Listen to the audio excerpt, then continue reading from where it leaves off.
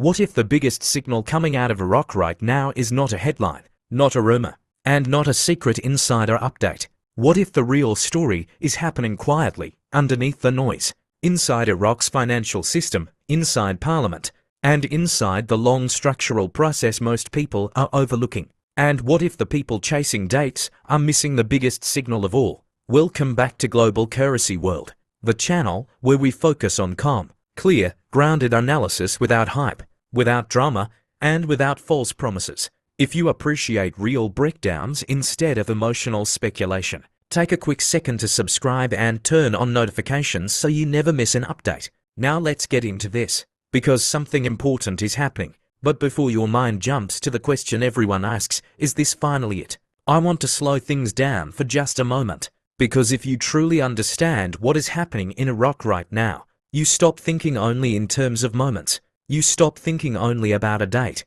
You stop thinking only about one magical number. And instead, you begin understanding the process. That process matters, because major monetary reform does not happen like a movie. It does not arrive with dramatic music, flashing lights, and one perfect announcement. Real monetary reform happens quietly, slowly, structurally, and then suddenly everyone looks up and realizes the foundation was already built. That is why today matters, because this week, Iraq gave us signals, not hype, not internet rumors. Signals. And when you connect those signals together, a much bigger picture begins to emerge. A picture of legislative movement, a picture of financial modernization, a picture of institutional preparation, and possibly a picture of a country moving closer to the next stage of monetary reform than it has been in years. Now, let's begin where this conversation actually starts: politics. And I know the second people hear politics, many immediately tune out. But stay with me, because in Iraq, politics and monetary reform are deeply connected. You cannot separate one from the other. This week, serious attention returned to something that has been sitting unresolved for years: the oil and gas law. And if you have followed Iraq for any amount of time, you already know this issue matters. In fact, it matters more than most people realize. Why? Because oil is the foundation of Iraq's economy. It is not just another sector, it is the sector. All revenues drive government budgets. All revenues shape international relationships. All revenues influence investor confidence. And for years, Iraq has struggled with one major question: who controls the money? More specifically, how are all revenues distributed between Baghdad and the Kurdistan region? How much authority belongs to the federal government? How much authority belongs to regional leadership? And most importantly, what legal structure governs all of it? That uncertainty has mattered, because global investors do not like uncertainty. International institutions do not like uncertainty. Financial systems do not reward uncertainty. Think about it like this. Imagine someone asks you to invest money in a business. The business looks promising, strong resources, good long-term potential. But then they tell you nobody agrees on who controls the profits. Nobody agrees on how money gets distributed. Nobody agrees on the legal structure. You would hesitate. And that hesitation is exactly what Iraq has been working to reduce. Now, this week something changed. Reports coming out of Parliament suggest lawmakers are trying to avoid what insiders are calling a paralysis scenario. That phrase matters. Paralysis, because what it tells us is simple. Even Iraqi lawmakers understand delay has consequences. They understand unresolved legislation slows momentum. They understand uncertainty weakens confidence. And they understand that major reform cannot continue indefinitely without legal clarity. Now, let me be careful, because I do not want to overstate what this means. The oil and gas law is not passed yet. No serious analyst should tell you otherwise. But there is an important difference between political disagreement and political momentum. And what we may finally be seeing is momentum. The language is changing. The tone is changing. Instead of endless disagreement, the conversation is becoming logistical, implementation-focused, preparation-focused. And if that trend continues, it matters enormously. Because one of the biggest structural concerns standing in the way of broader reform begins disappearing. Now let me connect this to something bigger. Currencies do not exist in isolation. A currency reflects confidence. Confidence in governance. Confidence in institutions. confidence in legal systems, confidence in long-term economic stability. When global financial systems look at Iraq, they are not only asking, what is Iraq's oil production? They are asking, can Iraq govern itself predictably? Can Iraq maintain stability? Can Iraq manage revenue transparently? Can Iraq support institutional trust? And that trust matters more than headlines. It matters more than rumors. It matters more than emotional speculation. Because trust is what allows a monetary system to strengthen. Trust is what supports credibility. And credibility matters if Iraq wants deeper integration into international finance. Now here is something I think many people misunderstand. A lot of people in this community still think reform happens because someone simply decides it happens, like someone in a room flips a switch. One day nothing, the next day everything. But real systems do not work that way. Reform requires infrastructure.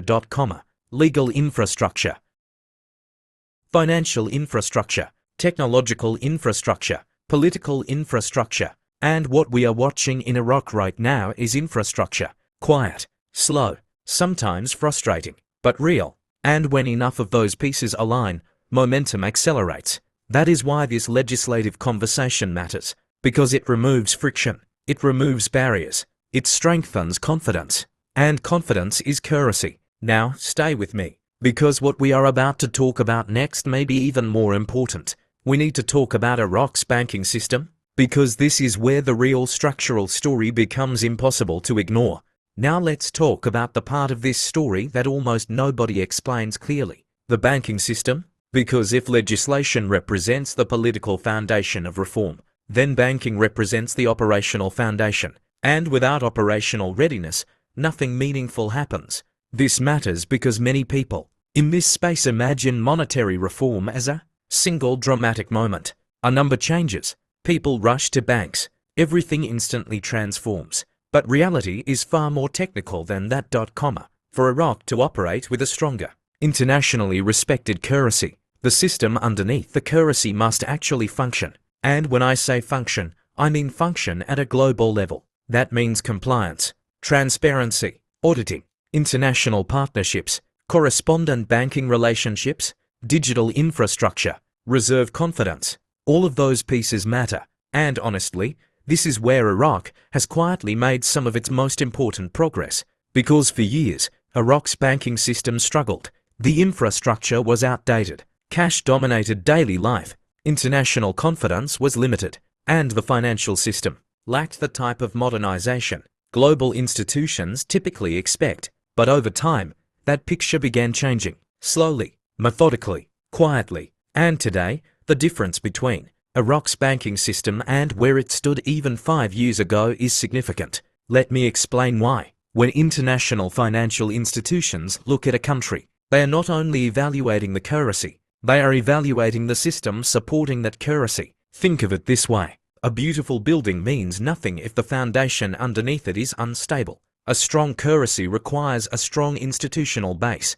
Without trust in banks, trust in monetary policy becomes difficult. Without transparency, credibility weakens. Without compliance, international partnerships slow down. And this is exactly why Iraq's banking reforms matter so much. Over the last several years, Iraq's central bank has pushed aggressively toward modernization. Not overnight, not perfectly, but steadily. We have seen stronger compliance measures. We have seen greater international cooperation. We have seen increasing pressure to modernize internal banking systems. And perhaps most importantly, we have seen growing alignment with international standards. Why does that matter? Because international finance runs on trust. A country cannot simply declare itself globally integrated. Integration must be earned. Banks must demonstrate accountability. Transactions must be transparent. Financial reporting must improve. Risk controls must strengthen. And when those pieces improve, international confidence grows. Now, this is where many people misunderstand the process. A lot of speculation online focuses only on rates. But rates are outcomes. Systems come first. The banking system comes first. The infrastructure comes first. The trust comes first. And once enough trust exists, monetary flexibility expands. That distinction matters. Because what Iraq appears to be building is not a temporary event. It is a sustainable financial structure. Let's talk about the central bank for a moment, because this matters more than people realize. The Central Bank of Iraq has spent years balancing competing pressures: domestic economic needs, inflation concerns, currency stability, regional political influence, international financial expectations. That balancing act is not easy, and yet, despite challenges, we continue seeing movement toward modernization, stronger supervision, bank restructuring, digital payment systems, greater oversight, international dialogue. These are not flashy headlines, but they matter, because financial reform is boring before it becomes historic. Let me say that again. Financial reform is boring before it becomes historic. People want excitement. They want fireworks. They want dramatic announcements. But real reform usually looks technical. Policy meetings, audits, infrastructure upgrades, regulatory improvements. The kind of work nobody celebrates in real time, until suddenly everyone realizes how much has changed. And this brings us to something very important: the conversation around international partnerships. Because Iraq does not exist in a vacuum, its financial future is deeply connected to how global institutions view its readiness. That includes relationships involving global financial oversight, international banking standards, and institutional cooperation. When international institutions see stronger compliance, confidence improves. When confidence improves, partnerships deepen. When partnerships deepen, opportunity expands. That process takes time, but it also creates momentum, and momentum matters. Now, let's talk about something many people overlook: the psychological side of waiting. Because I know many of you watching this have been following Iraq for years, some of you for over a decade. You have watched hope rise. You have watched disappointment follow. You have seen headlines come and go, predictions fail, timelines shift, and after enough time, something happens emotionally. You become skeptical, maybe even exhausted. And honestly, that skepticism is understandable. In fact, skepticism can be healthy, because skepticism forces discipline. It forces patience. It protects you from emotional hype. But skepticism can also become dangerous if it blinds you to real progress. And that is the balance we are trying to maintain here on Global Currency World. Not blind optimism, not blind negativity, grounded analysis. Because here is what I believe: you can acknowledge uncertainty while also recognizing progress. You can admit timelines remain unclear while still noticing structural momentum. You can stay cautious without becoming cynical. And when I look at Iraq's banking system today, compared with where it stood years ago, I see measurable movement. Imperfect, yes. Incomplete, absolutely, but real. And that matters, because strong systems are built before strong outcomes appear. Now here is the question I want you thinking about. If legislation begins improving, if banking systems continue modernizing, if international confidence keeps increasing, then what happens next? That is the question worth asking. Because next, we need to discuss one of the most misunderstood topics in this entire space: the digital side of Iraq's financial system, the digital dinar conversation, and why most people are confusing domestic monetary reform with international currency positioning. Stay with me, because this is where things start getting very interesting. Now let's move into one of the most misunderstood parts of Iraq's monetary reform story: the digital dinar. Because if you spend enough time in this space, you start hearing phrases thrown around constantly: digital currency, deletion of zeros, monetary reform, Forex readiness, international reinstatement. And the problem is this: many people hear those phrases and assume they all mean the same thing. They do not even close. And if you misunderstand the mechanism, you misunderstand the process. So today, I want to slow things down and explain what this may actually mean in practical terms. Because once you understand the structure, the noise becomes easier to ignore. Let's start with something simple. Modern economies are changing fast. The world is moving toward digital financial systems. Cash payments are shrinking. Digital banking is growing. Cross-border transactions are modernizing. Financial systems are becoming faster, more transparent, and more trackable. And Iraq understands this reality. In fact, Iraq has been under enormous pressure to modernize its banking ecosystem if it wants deeper integration with international finance. Why? Because modern finance does not operate efficiently through outdated systems. You cannot fully participate in global finance while relying on old infrastructure. You need digital rails. You need transparency. You need speed. You need accountability. And that is exactly why the digital dinar discussion matters.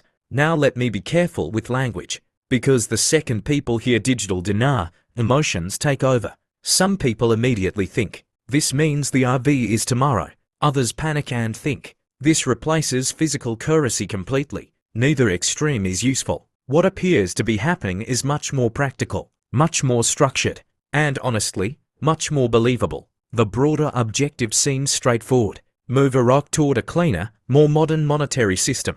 Encourage citizens to rely less on cash. Increase banking participation. Improve financial tracking. Strengthen monetary oversight. Reduce black market inefficiencies. And build confidence in the formal economy. That matters. Because for years Iraq has operated as a heavily cash-based society. A huge amount of money moved outside formal banking systems. And that creates problems. Tax inefficiency, limited transparency, higher corruption risks, weaker institutional trust, reduced economic visibility. And when a country wants stronger international credibility, those weaknesses become barriers. So what do governments typically do? They modernize. They digitize. They build systems that encourage money to flow through formal institutions. That is not unique to Iraq. Countries all over the world are doing it, but in Iraq's case, this shift feels especially important because it intersects directly with broader monetary reform.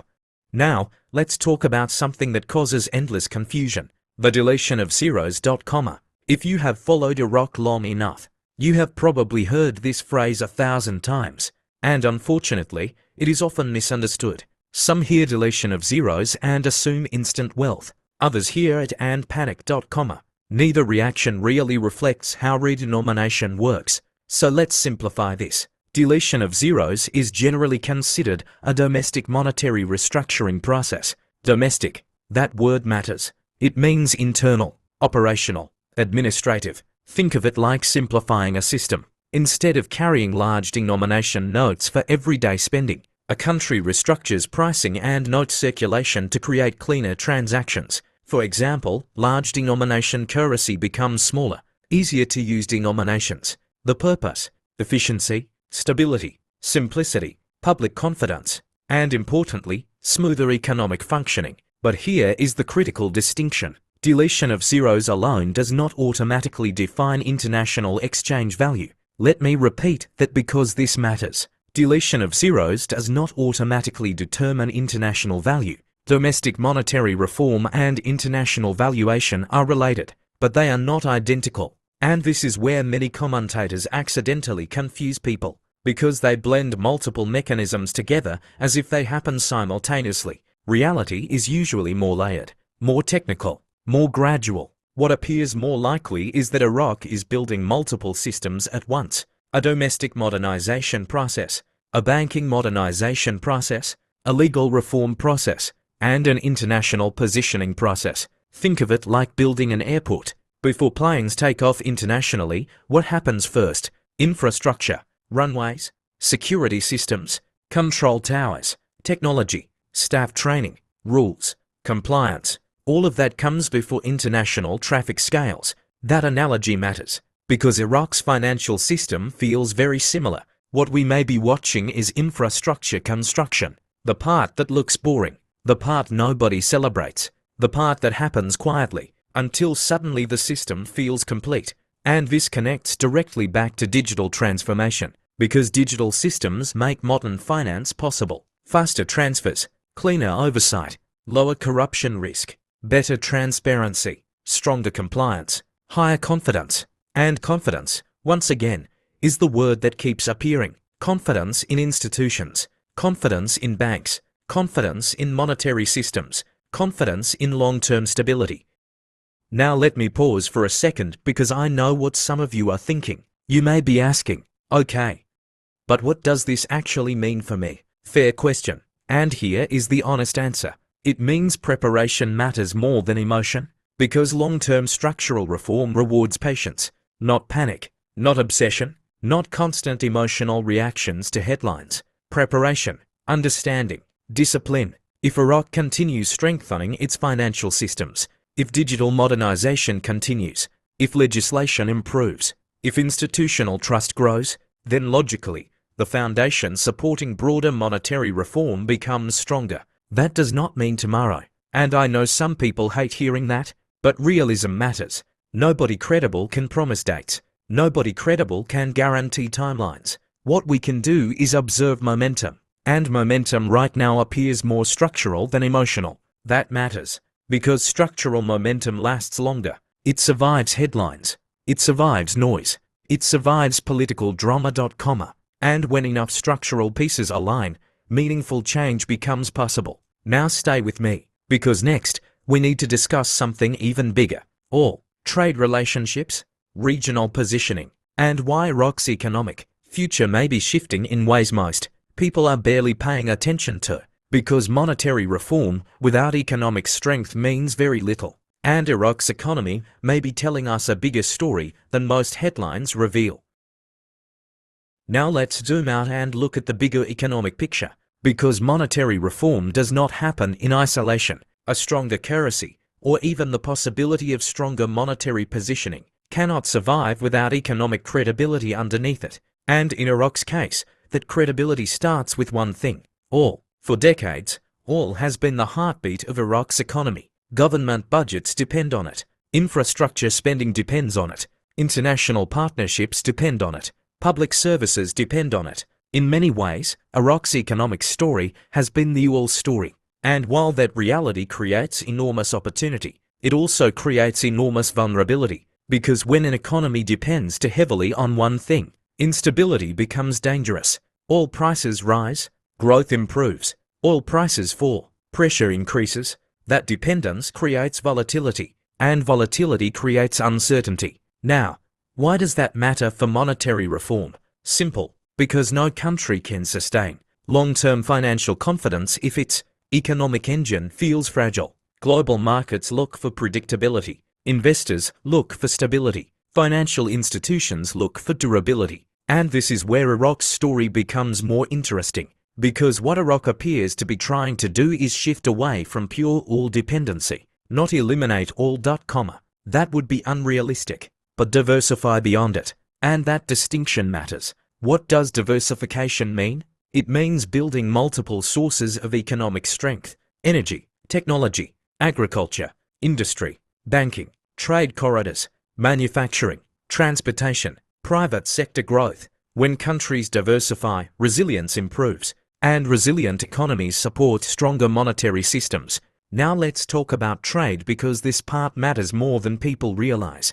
Trade relationships tell a story, a very important story: who a country trades with, how much they trade, where money flows, how infrastructure develops. All of those things influence long-term confidence. And Iraq today sits in a fascinating position geographically. It connects major regions: the Middle East, Asia, Europe, energy routes, regional commerce. That location gives Iraq leverage, potential leverage, but potential only matters if infrastructure supports it. And this is why conversations around transport projects, regional cooperation, and modernization matter. Roads, pipelines, ports, digital systems, logistics, energy exports, all of these things contribute to economic positioning, because the stronger Iraq becomes economically, the stronger its negotiating power becomes financially. Now let's discuss oil prices for a moment, because context matters.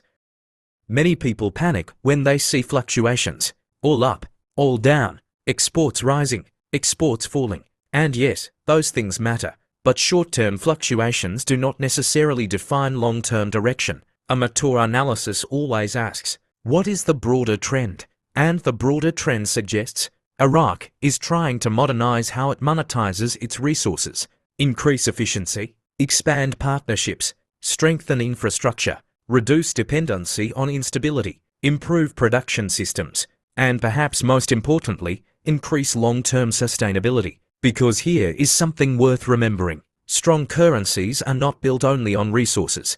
They are built on confidence that resources are managed well. That distinction matters. A country can have enormous, wealth and still struggle financially if institutions remain weak. Likewise, countries with fewer natural resources can thrive if governance improves. So the real question becomes, can Iraq convert resource wealth into institutional strength? That is the billion-dollar question. And when we look at recent developments, there are reasons for cautious optimism, not certainty. Optimism, because we continue seeing signs of movement, economic partnerships, infrastructure projects, financial modernization, legislative pressure, banking reform, digital systems, trade conversations. These are not random headlines. They are connected. And when enough connected indicators begin moving in similar directions, patterns start emerging. Now, let me pause here and speak directly to something emotional. Because if you've followed Iraq for years, I know what can happen psychologically. You start asking yourself, am I being patient? Or am I being unrealistic? That question is normal, completely normal. Long-duration investments test emotional discipline, especially investments tied to geopolitics, reform, and structural change. Because unlike stocks or traditional assets, this process does not move in predictable quarterly cycles. There is uncertainty, waiting, noise, false alarms, conflicting opinions, and honestly, that can become exhausting. But here is what I want to remind you. Patience without understanding feels painful. Patience with understanding feels strategic. That distinction matters. If you are simply waiting emotionally, frustration grows. If you are observing structure, understanding reform, and following institutional progress, waiting feels different. Not easy, but different, because you begin seeing movement through a wider lens. And that lens matters. Here on Global Currency World, the goal is not to sell fantasy. The goal is clarity, to help you separate emotional headlines from structural indicators. Because emotional headlines fade, structures remain. Now let me connect something important. Economic stability supports monetary stability. Monetary stability supports confidence. Confidence supports stronger financial relationships, and stronger financial relationships support international integration. Everything connects. Nothing happens in isolation. And when people ask, what is Iraq really waiting for? The honest answer is complicated, because no single event solves everything. No single law solves everything. No single announcement solves everything. Instead, multiple systems mature together. Politics, banking, technology, trade, governance, public trust, international confidence. Those systems slowly align. And when enough alignment exists, momentum accelerates. That is the framework I want you holding in your mind. Not hype, not fear, structure. Because structure lasts longer than emotion. Now stay with me, because in the final part, we are going to bring everything together. What all of this means, what practical preparation looks like, how to think clearly during uncertainty, and why the biggest advantage, you may have right, now is patience combined with understanding. Now let's bring everything together, because after analyzing legislation, banking reform, digital systems, and economic structure, the final question becomes simple. What does all of this actually mean? And more importantly, what should you take away from it? Let's be very clear from the start. There is no confirmed timeline. There is no guaranteed date. There is no certainty about when or how any major monetary shift will occur. And anyone who tells you otherwise is stepping beyond what the evidence supports. But what we can do is evaluate direction. And direction matters, because when you step back and look at Iraq as a whole, a consistent pattern begins to emerge. A pattern of gradual institutional strengthening. A pattern of financial modernization. A pattern of legislative movement. A pattern of economic repositioning. And a pattern of increasing engagement with international financial systems. None of these elements alone tells the full story, but together, they create a broader picture. A picture of a country that is actively rebuilding its financial foundation. Now let's address something that often gets misunderstood in this space. Forex positioning. This is where many discussions become speculative, so we need to stay grounded. Foreign exchange systems are not controlled by emotion. They are not controlled by online narratives. They are controlled by institutional frameworks, liquidity structures, central bank policy, and international financial agreements. If Iraq's currency is moving towards stronger international positioning, that process will depend on banking readiness, central bank policy, international compliance, trade stability, reserve confidence, political cooperation, regional and global relationships. All of these factors must align, not one, not two, all of them together. That is why this process takes time. Now let's talk about something important for perspective. Many people in this community focus heavily on what happens next week, or what happens this month. But structural reform does not operate on short cycles. It operates on institutional cycles. And institutional cycles are slower, deeper, and more complex. That is why patience becomes part of the strategy, not emotional patience. Informed patience. There is a difference. Informed patience comes from understanding the system, understanding why banking reform matters, understanding why legislation matters, understanding why trade diversification matters, understanding why digital infrastructure matters. When you see the full system, waiting is no longer blind. It becomes observational. Now let's address something directly. If Iraq continues moving in the direction we have discussed, strengthening banking systems, improving legal frameworks, expanding digital finance, diversifying the economy, building international financial relationships, then what we are witnessing is not a single event. It is a transition, a long transition, and transitions always look uncertain while they are happening. Only in hindsight do they look clear. That is the nature of structural change. Now let's talk about your role in this, because your role is not to predict the exact moment. Your role is to stay prepared. Preparation means understanding basics, knowing your documentation if any financial exchange becomes relevant, understanding how international banking works, staying informed through reliable, grounded sources, avoiding emotional decision-making, avoiding hype-driven narratives, and most importantly, protecting your mindset, because this journey is not only financial, it is psychological, and psychology matters as much as analysis. Some people burn out not because the opportunity disappears, but because the waiting becomes emotionally overwhelming. That is why clarity is important. Clarity reduces stress. Clarity reduces confusion. Clarity reduces emotional decision-making. Now let's zoom out one final time. Iraq today is sitting at the intersection of multiple forces: political restructuring, banking modernization, digital financial transformation, trade realignment, economic diversification, international financial engagement. Each one of these alone would take years. Together, they represent a national transformation process. And transformation is never fast, but it is directional. And direction is what matters most. So here is the final message from Global Currency World. Stay grounded. Stay patient. Stay informed. Do not chase predictions. Do not rely on noise. Focus on structure. Focus on systems. Focus on real developments. Because those are the only signals that consistently matter. If something significant changes, it will show up in the structure first, not in rumors. Not in social media hype, not in dramatic claims, but in policy, in banking, in legislation, in economics. That is what we track here, and that is what will keep guiding this channel moving forward. Thank you for watching Global Currency World. If you found this breakdown helpful, make sure you are subscribed, because we will continue following every major development with calm, grounded analysis. No hype, no panic, just clarity. Stay patient, stay prepared, and I'll see you in the next one.